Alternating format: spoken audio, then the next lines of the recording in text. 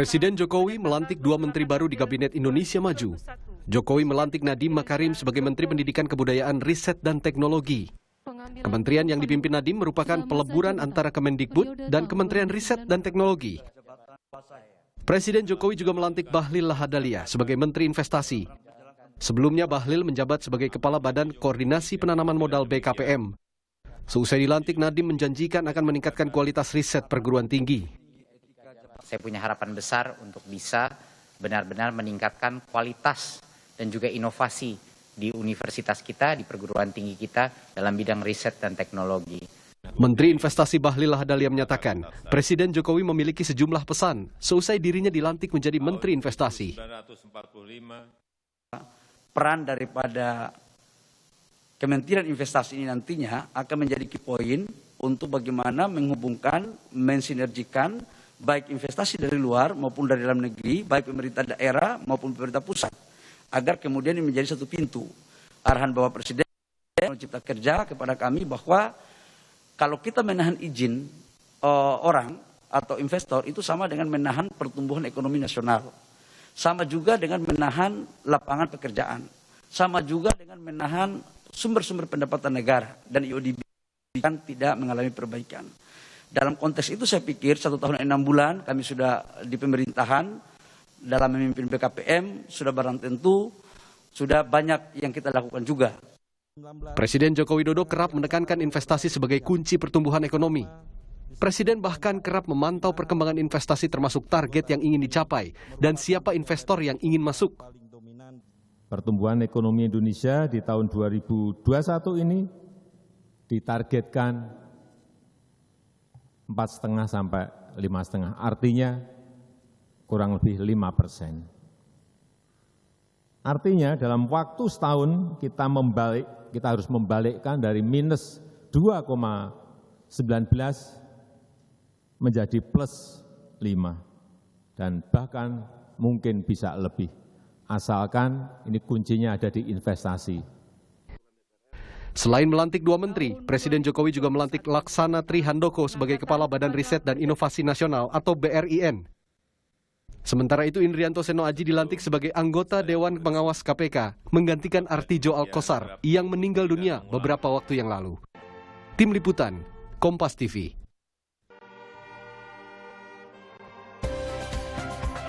Ya, saudara, seberapa efektif kemudian hadirnya 2 kementerian baru di Kabinet Presiden Joko Widodo kali ini? Apakah bisa membawa terobosan-terobosan besar di bidang riset teknologi terutama dan juga ekonomi? Bahkan disebutkan mengenai lompatan ekonomi dengan dibentuknya Kementerian Investasi. Itulah salah satu harapannya. Kita segera bahas hal ini. Bergabung secara daring, ada politisi PDI Perjuangan atau Ketua DPP PDI Perjuangan Eriko Sutarduga, kemudian juga analis politik Jayadi Hanan, serta nanti sudah berjanji mudah-mudahan nanti bisa dihubungi Bang Ali Mohtar Ngabalin, tenaga ahli utama dari Kantor Staf Presiden atau KSP. Saya sapa dulu Bang Eriko Sutarduga dan Mas Jayadi Hanan. Ini 2 langganan saya yang sudah saya kangenin ini ya untuk ngobrol-ngobrol di Sapa Indonesia Pagi. Selamat pagi, salam sehat Bang Eriko, Mas Jayadi. Selamat pagi Mas Bayu Sutiono. Selamat pagi Mas Bayu. Ya. Selamat pagi Bang Eriko. Ya, Bang Eriko dan Mas Jayadi, setelah kita tunggu-tunggu situasi-situasinya, tapi nggak bergeser dari yang pernah juga kita bahas waktu itu. Mas Jayadi juga pernah hadir juga beberapa kali di program Kompas TV membahas kemungkinan-kemungkinan reshuffle kali ini. Tidak meleset bahwa kemudian ada kementerian-kementeriannya seperti digabungnya, karena memang nomenklaturnya kan sudah disetujui di DPR. Lompatan ekonomi yang diharapkan. Jadi ini memang keinginan Presiden sendiri, Bang Eriko, dan dalam kurun waktu yang tidak terlalu lama sebetulnya lompatan seperti apa yang kemudian diharapkan sebenarnya. Dan kita bisa lihat dalam beberapa waktu ke depan dari Kementerian Investasi terutama. Bang Eriko? Ya, Mas Bayu, Bung Jayadi Hanan, seluruh pemirsa yang ada di mana Anda berada. Ini sebenarnya hal-hal yang memang sudah seharusnya harus dikerjakan oleh Presiden. Kenapa? Karena memang situasi pandemi COVID ini kan situasi yang sebenarnya super tidak normal, bukan situasi-situasi yang biasa-biasa saja. Dan memang dalam mengantisipasi hal ini tidak bisa melakukan dengan kegiatan atau perlakuan yang biasa-biasa saja. Harus tetap pas sudah yang disampaikan itu, respect dan inovasi. Memang harus tetap berinovasi. Dan dari awal pembicaraan kami juga bahwa memang riset dan teknologi itu harus menyatu dengan Kementerian Pendidikan Kebudayaan. Kenapa, Mas Bayu dan kita semua? Kalau kita lihat sebenarnya pendidikan kita ini pada waktu-waktu yang lalu sering acap kali tidak pas dengan katakan di dalam prakteknya, di dalam pekerjaan sering tidak klop begitu, tidak pas untuk bisa langsung menjadi melakukan tugas-tugasnya seperti pendidikan yang didapatkan. Nah, dengan digabungkannya ini kan apalagi dalam situasi seperti sekarang, coba tiba-tiba kita saja sekarang bertemu secara daring, tidak bisa lagi secara langsung, kan begitu, Mas Bayu. Nah, ini yang harus dilakukan, harus disesuaikan dan tidak pas dimasukkan di dalam pendidikan sehingga nyambung. Tetapi tentu riset dan inovasi saja tidak cukup, harus ada aplikasinya. Nah, aplikasinya itulah kenapa dibentuk yang namanya Badan Riset dan Inovasi Nasional. Mas Bayu, ini kami sudah melihat bahwa di seluruh kementerian, ini data yang konkret, bahwa total yang namanya Balitbank, riset, dan lain-lain itu, total anggarannya, Mas Bayu, 23 triliun kurang lebih. Coba bayangkan, Mas Bayu, kalau seandainya ini disatukan, digabungkan, dan ini bukan lagi seandainya, sudah dilakukan, itu sangat efektif, Mas Bayu. Saya mau kasih satu ilustrasi saja, bahwa ada rekan kami yang melakukan penelitian di negara yang tidak jauh dari kita, itu sumber risetnya dan sumber bahan baku obatnya itu dari Indonesia. Tapi apa yang Indonesia dapatkan? Tidak ada. Bahkan harus membayar nanti dengan mahal selama paling tidak 25 tahun. Nah, alangkah baiknya dengan seperti ini juga, bukan hanya tindak lanjutnya, tetapi juga bisa menjadi pendapatan yang baik bagi negara kita. Sebenarnya seperti itu, Mas Bayu. Dan ini saya bukan ini kami sudah menduga hal ini, bukan karena nama saya Eriko Sotarduga, Mas Bayu. memang seharusnya inilah yang dilakukan oleh Bapak Presiden Joko Widodo. Seperti itu, Mas Bayu. Secara timing, Bang Eriko, dan juga nanti ke Mas Jayadi, kenapa evaluasi seperti ini kan bisa sebenarnya dilakukan di periode pertama begitu, sehingga kemudian pada waktu masuk ke periode kedua tidak perlu reshuffle, karena perombakan kabinet itu istilahnya bisa disusun ketika Pak Jokowi menyusun kabinetnya di periode kedua begitu. Untuk kembali lagi riset dan teknologi digabung ke Kemendikbud, perlu investasi karena memang pandemi sudah terjadi, misalnya hal semacam itu. Secara timing nggak terlambat, Bang Eriko? Begini, Mas Bayu. Coba kalau kita lihat pada periode-periode sebelumnya, setiap ganti menteri, ganti pemerintahan terjadi perubahan yang namanya kurikulum. Betul nggak, Mas Bayu? Ya. Nah, ini yang sebenarnya menjadi evaluasi bagi pemerintah juga. Sehingga kalau ini sudah dilakukan perubahan seperti kurikulum, apalagi dengan situasi seperti sekarang, adjustment-nya kan sudah dilakukan. Nah, ini yang perlu disesuaikan. Tidak bisa juga terburu-buru. Tidak bisa juga pada saat itu kita langsung lakukan perubahan yang drastis. Tidak sekedar timing politik ya, tetapi program-program di masing-masing kementerian menurut Anda. Betul. Satu lagi, Mas Bayu, juga sebenarnya kalau kita lihat, apa yang dilakukan Pak Jokowi ini sangat bijaksana. Bahwa orang-orang yang sudah mengerjakan ini melanjutkannya saja. Kan begitu kan? Kalau kita lihat. Tidak ada sesuatu hal lagi penyesuaian. Sehingga di sini bisa gerak cepat. Sehingga betul-betul dilakukan pada timing yang juga tepat. Nah, tapi satu hal memang, Mas Bayu, ini juga masukan bagi Bung Bahlil ya. Ini harus juga konkret nanti. BKPM selama ini kan, Mas Bayu, tidak konkret untuk sampai ke daerah-daerah. Coba Mas Bayu, saya harus kasih contoh ini. Nanti Bung Jayadi bisa memberikan juga masukan. Ini di daerah yang tidak jauh dari Jakarta, yang infrastrukturnya bagus dan sudah siap. Kita mau melakukan, katakan, investasi. Ini sudah saya lakukan sendiri, itu tidak cepat. Dalam 6 bulan belum selesai. Dan itu yang harus dilakukan. Jangan nanti Kementerian Investasi ini juga tidak bisa mengkonkretkan hal itu. Harus ada konsekuensinya juga bagi kepala-kepala daerah. Tidak bisa juga tidak nyambung. Ini harus ada eksekusinya juga dengan jelas. Sebenarnya itu yang paling penting, Mas Bayu. Karena kenapa? Di mana-mana investasi pasti ingin masuk ke Indonesia. Prospeknya itu luar biasa. Tinggal bagaimana mengeksekusinya dengan benar. Seperti itu, Mas Bayu. Ya, setuju. Nanti kita akan balik ke eksekusinya yang benar nanti dengan apa yang sudah di reshuffle oleh Pak Presiden Jokowi. Mas Jayadi, Anda setuju dengan timing ini? Dan kemudian banyak analis yang mengatakan ini mungkin ada hubungannya dengan reshuffle kali ini juga dengan politik begitu. PAN sempat merapat ke istana kira-kira, tetapi ternyata tidak. Ini benar-benar ekonomi, pandangan Presiden mengenai ekonomi, bukan soal politik. Anda setuju, Mas Jayadi? Menteri itu kan bukan pejabat tinggi biasa. Menteri itu juga walaupun ditunjuk, mereka juga adalah pejabat politik. Jadi tentu pasti ada politiknya. Oh ya, termasuk Pak Laksana Trihandoko yang dari LIPI ke BRIN ya, BRIN ya. BRIN itu sebetulnya secara nomenklatur kan tidak masuk dalam tidak masuk dalam kategori 34 kementerian yang di Undang-Undang Kementerian Negara ya. Dia lembaga otonom di bawah presiden gitu. Ya. Tapi tentu saja unsur politiknya tetap ada. Nah, saya kira ada dua hal yang menarik ya. Satu, ini yang dilakukan perubahan ini kan struktur, bukan orang. Ya. Nah, struktur itu mestinya kan mencerminkan bagaimana pelaksanaan atau eksekusi dari visi misi presiden, gitu kan? Setuju, ya. Nah, seharusnya struktur itu sudah dibentuk di awal ketika presiden membentuk kabinetnya. Itu maksud pertanyaan saya sebelumnya, tetapi ada jadwal-jadwal atau sesuatu yang menurut presiden tidak bijaksana kalau dari awal. Jadi Anda setuju atau seharusnya tetap dari awal? Nah, struktur ini seharusnya kan ada sejak 2014 lalu waktu presiden melantik itu. Ya. Nah, cuman mungkin ada alasan justifikasi karena pandemi ya.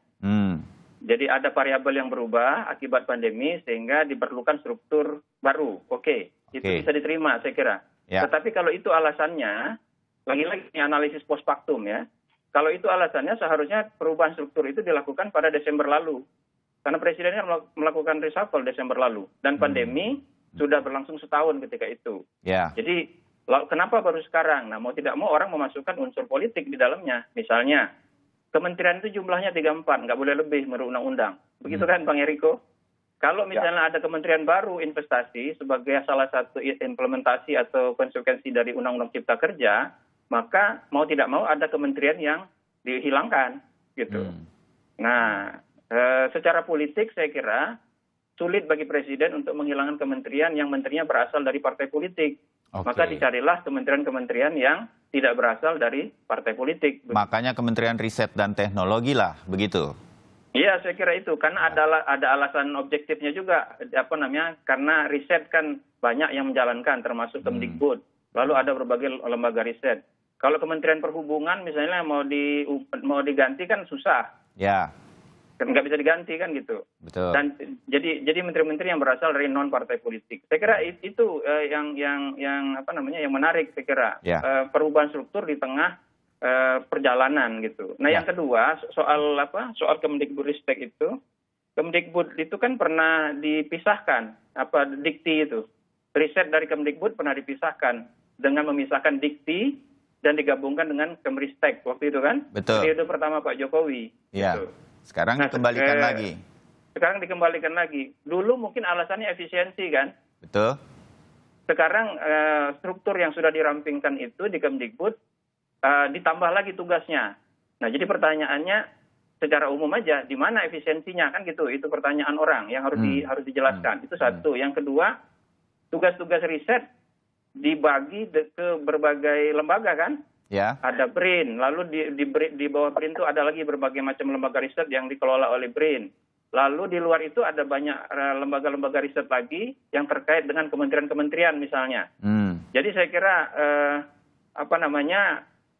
tantangan terbesarnya nanti bagaimana itu koordinasinya. Karena tugas riset itu dikerjakan oleh sangat banyak lembaga. Dan lembaga yang mungkin mengkoordinasinya misalnya Kemdikbud itu juga punya tugas sangat besar. Sangat banyak. Jadi saya kira tantangannya berat meskipun betul tadi di dikti itu sudah lama selama ini fungsi riset dijalankan gitu. Tahan sebentar Mas Jayadi, saya langsung lempar ke Bang Eriko. Apakah di belakang layarnya ini Presiden sudah siap menyiapkan agar ini efektif? Karena seperti Bang Jayadi katakan tadi, ini banyak lembaga yang mana nanti yang kemudian membawahinya dengan bisa efektif. Karena sebenarnya pendidikan dan kebudayaan saja sudah begitu banyak hal-hal yang sekarang juga masih jadi PR, begitu. Bang Eriko.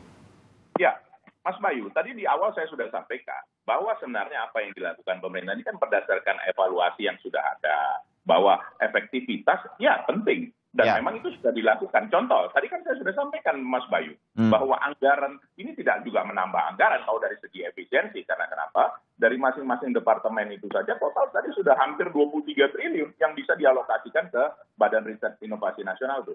Kedua, kenapa ini juga penting yang saya sampaikan tadi bahwa yang paling utama itu adalah eksekusinya. Ini yang sebenarnya yang paling utama yang sering Ya. bermasalah. Nah Kalau itu Bang sebenarnya Eriko, maaf saya potong. Oke, soal dana siap begitu, tapi eksekusinya ini yang tadi dipertanyakan oleh Mas Jayadi, siapa yang mengeksekusi ini? Bisakah mereka mengeksekusinya dengan baik dan benar? Lembaganya begitu banyak, siapa yang mengkoordinir begitu sehingga nanti ini tepat? Ya, Mas Bayu, nggak usah jauh-jauh. Tadi sudah saya sampaikan bahwa kalau mau dieksekusi, seperti contoh Kementerian Investasi, bagaimana terhadap daerah? Daerah sendiri bisa punya aturan sendiri. Kan itu yang perlu dibenahin dalam hal ini. Makanya tadi saya di awal menyampaikan, konsekuensinya harus ada Mas Bayu. Bahwa ini bisa dieksekusi sampai tingkat seperti apa. Karena kenyataan yang ada di lapangan, bahwa dari BKPM sudah clear, tetapi di daerah belum tentu bisa tereksekusi dengan baik. Nah, ini yang perlu sebagai evaluasi kepada pemerintah. Sebenarnya itu saja. Ini masukan dari PDI Perjuangan sebagai partai politik yang ada di belakang pemerintah. Ini mesti masuk begitu ya. Kalau begitu saya ingin langsung menyapa Bang Ali Mohtar Ngabalin yang sudah bergabung, tenaga ahli utama kantor staf Presiden. Bang Ali Mohtar, Assalamualaikum, salam sehat. Ya, waalaikumsalam warahmatullahi wabarakatuh. Selamat pagi, sehat selalu, alhamdulillah. Ya, Assalamualaikum, Dr. Jayadi. Ya Bang. Allah. Ya, Bang Ali, ini kita lagi bicara reshuffle yang kemarin sudah dilantik oleh Presiden, efektivitasnya begitu. Mas Jayadi tadi mengatakan misalnya mencontohkan riset dan teknologi di bawah Dikbud, ini kan menambah PR lagi untuk seorang menterinya gitu. Pak Nadiem Makarim nih, Mas Nadiem Makarim jadi banyak lagi tugas. Masih banyak PR-nya di Dikbud yang belum selesai begitu. Ya. Nah, Bang Eriko mengatakan tadi dananya sudah siap. Masukan adalah ya memang kita harus lihat sampai ke daerah-daerah ini bisa tereksekusi dengan baik. Ya. Ini di belakang layarnya Anda yang paling dekat dengan Presiden nih selain Bang Eriko. Ya. Apakah ini juga sudah disiapkan sehingga kita nanti masyarakat bisa melihat betul-betul hasilnya? Jangan lupa ini juga kembali lagi dari dulu dipisahkan untuk lebih efektif, sekarang jadi kembali lagi. Nah itu yang dipertanyakan oleh publik sebetulnya. Bang Ali? Iya. Terima kasih ya. Ya. Memang ketika Indonesia diterpa dengan pandemi ini, semua orang tidak siap dengan situasi hari ini termasuk dalam dunia pendidikan. Ya. Karena itulah ketika anak-anak kita atau semua kita yang termasuk kita hari ini yang biasa datang ke studio Kompas TV bertemu langsung dengan Mas Bayu. Ngopi-ngopi bareng kita ya. Ya, terpaksa kita harus menggunakan media online dari seperti hari ini. Anak-anak kita itu belajar loh, bertahun-tahun lah saya sebut dengan begitu, dengan cara biasanya tatap muka, sekarang menggunakan daring. Ya. Jangan lupa bahwa surat Bapak Presiden kepada Dewan Perwakilan Rakyat Republik Indonesia itu menjelaskan secara nyata, gamblang dan transparan bahwa apa? Tugas-tugas yang dilakukan, sebagian besar yang dilakukan oleh Kementerian Riset dan Teknologi itu dilakukan oleh Badan Riset Inovasi Nasional. Ya. Sehingga Presiden mengusulkan dan menyampaikan kepada DPR tentang rencana penggabungan itu. Kan suka dan tidak suka dalam dunia pendidikan itu harus dilakukan riset dan teknologi dalam dunia pendidikan. Ya. Jadi langkah-langkah ini adalah sebuah langkah yang tepat karena terkait dengan apa? Terkait dengan pembahasan dan menetapkan Undang-Undang Cipta Kerja. Itu yang selalu kita bicarakan tentang kenapa teknologi pendidikan itu perlu dilakukan riset dan teknologi. Bagaimana seberapa jauh teknologi yang dipakai ulang dalam masa-masa pandemi. Dan kita tidak tahu kapan pandemi ini berakhir. Nah, di mana salahnya kalau langkah-langkah ini dilakukan oleh pemerintah dalam melihat masa depan dunia pendidikan di tanah air. Yang semua orang mengeluh. Tetapi tidak bisa. Ini kan satu pandemi yang tidak mungkin disengajakan datang kemudian harus mau kita pergi kalau kita tidak pernah membackup apa yang dilakukan oleh pemerintah terhadap upaya-upaya pemutusan mata rantai dan seterusnya dan seterusnya. Saya setuju Bang Ali, saya setuju bahwa secara makro ini baik buat kita begitu. Tapi apakah reshuffle secara di permukaan atas ini sudah dilakukan oleh Presiden, juga ada segera juklak sampai ke bawah sehingga penerapannya bisa selesai dalam kurang dari 3 tahun nih Pak Jokowi? Oke. Itulah sebabnya kemarin saya karena kebiasaan kami melihat karakter kepemimpinan yang dimiliki oleh Bapak Presiden, saya pun meyakini pada pekan pertama Rabu itu kan, tapi ternyata sampai pada pekan kedua dan pekan ketiga ini. Bapak tahu dari belakang kemarin setelah pelantikan itu kemudian kita ngobrol dengan beberapa kawan-kawan, itu persoalannya terkait dengan penataan lembaga. Jadi pekan pertama itu memang kan pekan kedua baru surat dari DPR turun. Jadi yang pertama itu adalah Bapak Presiden menunggu surat dari Dewan Perwakilan Rakyat Republik Indonesia. Memang secara formal surat sudah diterima, sudah dibahas dan telah diputuskan. Tetapi pemerintah atau Bapak Presiden harus menerima surat itu resmi dari Dewan Perwakilan Rakyat Republik Indonesia. Yang kedua tadi yang Mas Bayu bilang itu, konsekuensi daripada nomenklatur berubah kemudian penggabungan kembali dalam situasi seperti hari ini dengan Undang-Undang Cipta Kerja, maka penataan kelembagaan itu menjadi satu keniscayaan. Itulah membuat kita membutuhkan waktu sehingga baru kemarin Bapak Presiden melakukan pelantikan dan seterusnya. Saya akan nanti melanjutkan apakah kemudian ini betul-betul bisa efektif. Mas Jayadi nanti setelah jeda sebentar lagi akan memberikan analisanya. Apakah memang bisa cepat menggabungkan 2 kementerian, apakah bisa cepat kemudian membentuk sebuah kementerian baru, dan kita tunggu hasilnya. Kira-kira begitu. Tetap bersama kami di Sapa Indonesia Pagi.